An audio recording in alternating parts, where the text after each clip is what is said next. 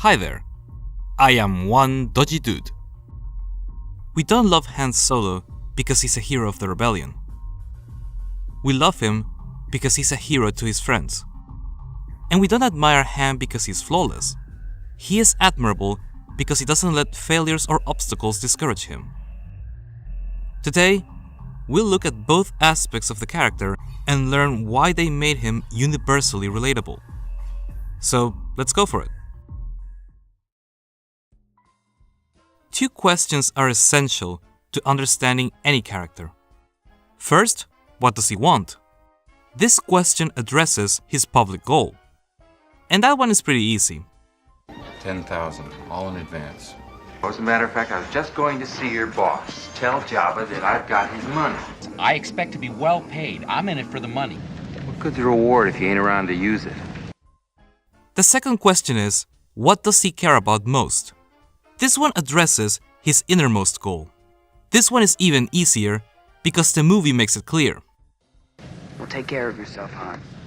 I guess that's what you're best at, isn't it?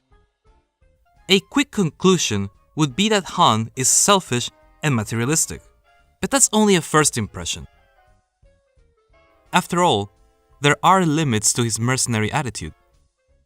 If money is all he's after, he could have turned a profit handing over Luke and Ben to the Empire.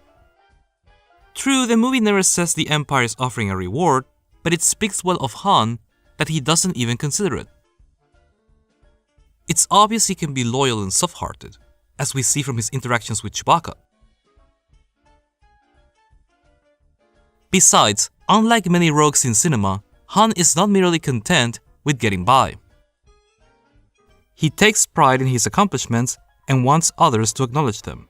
It's the ship that made the Kessel run in less than 12 parsecs. Well, you can forget your troubles with those Imperial slugs. I told you I'd outrun them. Don't everybody thank me at once.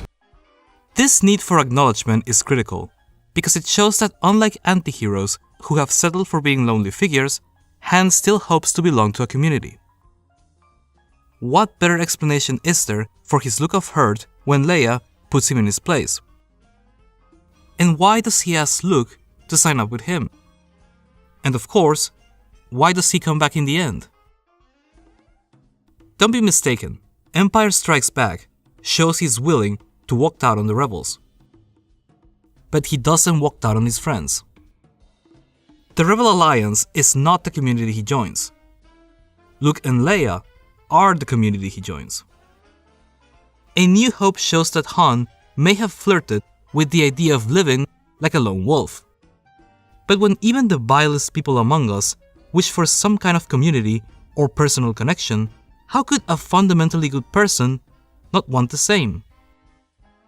So perhaps it would be prudent to revise Han's innermost goal from this to this. A character can be pursuing a stated goal like money and a subconscious one such as companionship. The story is not over though. In the second movie, Han and Luke are mostly copacetic, but Leia is another matter. Han's public goal in Empire is to leave and pay off his debt, a fact that can get lost in the course of the film. His innermost goal is to establish a romantic connection with Leia, something made more difficult by self-imposed obstacles, like his egotism, arrogance, macho posturing, you name it. It's true Leia was also hiding her feelings, but of the two, Han was by far more responsible for making things difficult. Unlike in A New Hope, Han changes his ways not at the end of the movie, but near the midpoint. There has been a discussion online about the scene being a display of predatory romanticism. In other words, Han is supposedly moving in on Leia like he's a predator and she's just prey. I'll explain why I disagree. For once, he stops antagonizing Leia. Hey, your worship, I'm only trying to help. Would you please stop calling me that? Sure, Leia. Which prompts her to admit she does like him personally, not just because he's an asset to the rebellion. Come on, admit it. Sometimes you think I'm all right. Occasionally, maybe, when you aren't acting like a scoundrel. One can argue it is still very arrogant of him to assume this. You like me because I'm a scoundrel. But unlike previous exchanges, this one is not framed by hostility or posturing. Now, it's reasonable to point out Leia's head shaking and her backing away as evidence that she's not interested in Han. But let's not forget that she's been on the defensive with Han for most of the movie. So this is in keeping with her behavior. Plus, it's not necessarily indicative of fear. She could be nervous simply because she's not sure whether she wants to kiss Han or keep on pretending she doesn't like him. Of course, when she doesn't push him away and wraps her arms around him, her feelings become obvious. This scene feels predatory only if you ignore context and subtext. Could the story have done a less ambiguous job of showing Leia's romantic feelings? Absolutely, but I believe the subtext works. Although things don't end well for Han in Empire, there's still a sense of fulfillment because he achieves his innermost goal. When we come to Return of the Jedi, Han is, almost, the perfect character. His public goal of fighting for the rebellion and the innermost goal of helping his friends are perfectly intertwined. There's no inner conflict, so there's no need to grow. He doesn't fight with Lando, the man who betrayed him. In fact, he does his utmost to save Lando. And he's even more mature around Leia.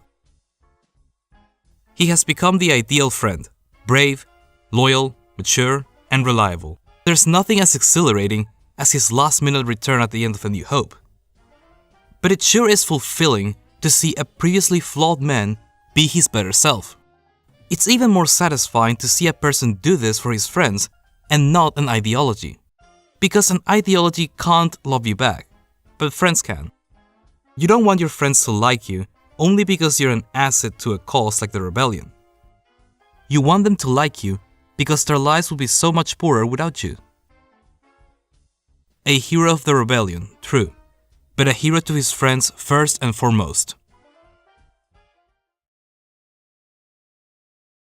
Do you know what these three characters have in common? They are all introduced as the pinnacle of cool, but eventually, they are shown to be as fallible and imperfect as anybody else. Power fantasies are okay, but they get boring after a while. Plus, it's quite hard to relate to them on a human level. And it's the latter you should be pursuing if you want to create a truly admirable character. What follows now is a series of pointers on how to humanize a character so he doesn't become too perfect or unrelatable.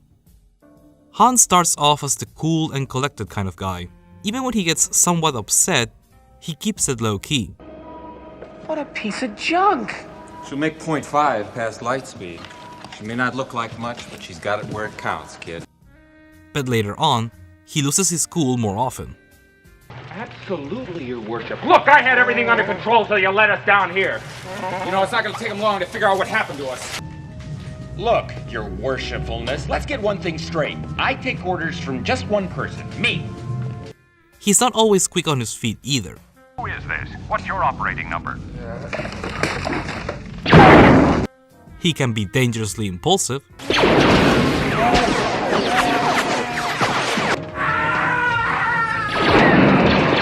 He overestimates his skills on occasion.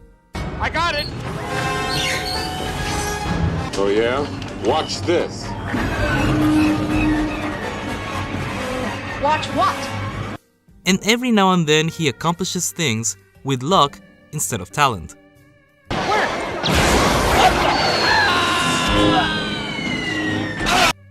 Confidence makes Han a larger-than-life character, but these humanizing moments ensure he stays relatable. Dramatically, it will always be better to follow the journey of a person who fails but keeps trying than the journey of someone who always gets it right the first time with almost no effort. Thanks for watching. If you want to help out, you can do so by subscribing and sharing my videos. But if you can also afford to pitch in a few bucks via Patreon, that would buy me a lot more time to put into the channel. This has been one dodgy dude telling you, go write a great story if you dare.